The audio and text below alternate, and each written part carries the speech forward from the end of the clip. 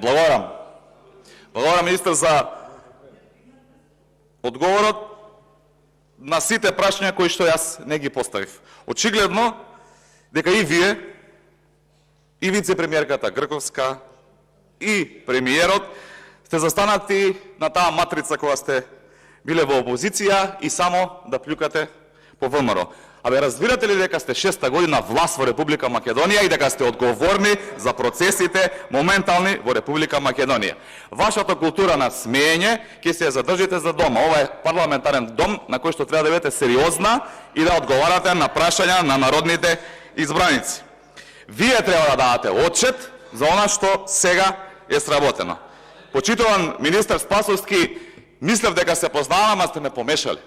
Не сум бил функционер висок на ВМРО-ДПМН пред 20-та година кога станав пратеник. Така што очигледно дека сте ме замениле со некој друг, но сепак ви благодарам за високото мислење и фасцинацијата која што ја имате од мене.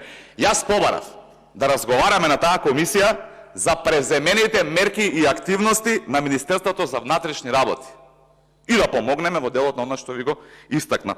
Мене истрагата, делови од истрага не ме интересира и впрочем согласно член 123 од деловникот ќе коригира подпредседател ако не сум во право, забранува работните тела да имаат издржни и судски функции. Нашата интенција како собрание кој што има контролна и надзорна улога беше да помогнеме на Министерството за внатрешни работи. Одговаравте за се, само не одговаравте за бруталната партизација која што ја спроведувате во Министерството за внатрешни работи.